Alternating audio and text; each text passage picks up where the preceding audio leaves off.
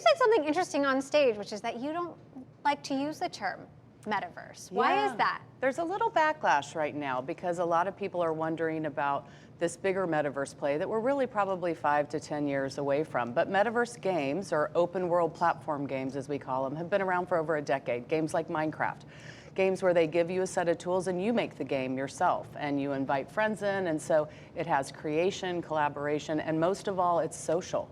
It's really a digital cul-de-sac, and so we focus a lot on how we bring brands into metaverse experiences to reach those Gen Z players. And I do think the good news is gaming is then the Trojan horse for the greater metaverse because it's existed for some time and it's a very successful platform.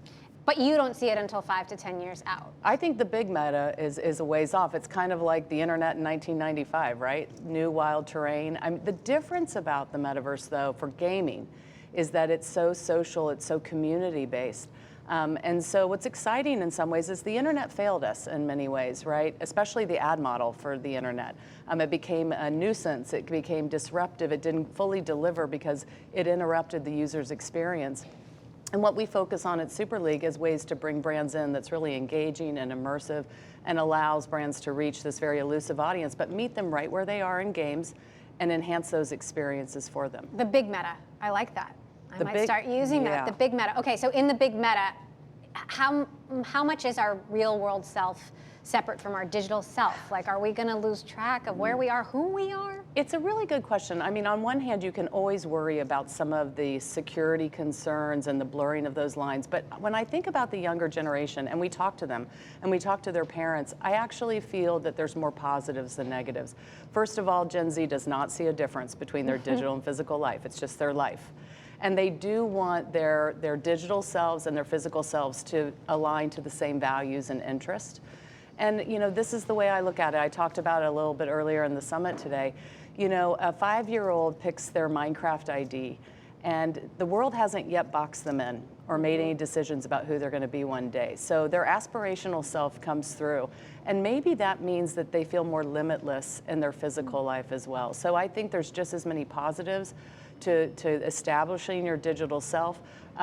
Instead of it being an act, as older generations might do, it's more of a genuine interest in what they want to be. Now, Sheryl Sandberg, longtime COO of Meta, just resigned this week, and she's leaving in the fall. And you know, she would have had to evolve this very long-standing business model for the metaverse. Is advertising the business model of the future in the metaverse, and will it really translate?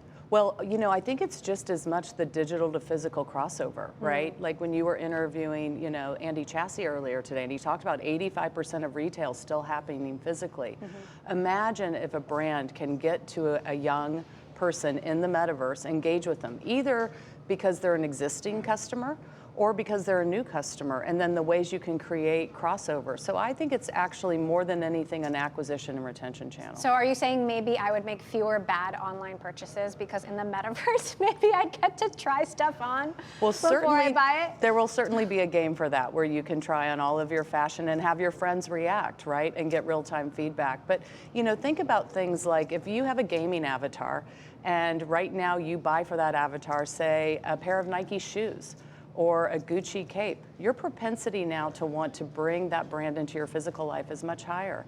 And so it's actually a very affordable, accessible way for brands to get to know a new batch of consumers. What company or kinds of companies are going to own the metaverse? Oh gosh, I mean, it'll be very interesting to see, and the role of crypto throughout all of it, and blockchain as well. I think right now it's going to continue to be gaming led, and so look for those big players like the Microsoft who owns Minecraft, Roblox, Epic, who's now opening up their Unreal Engine as well inside Fortnite.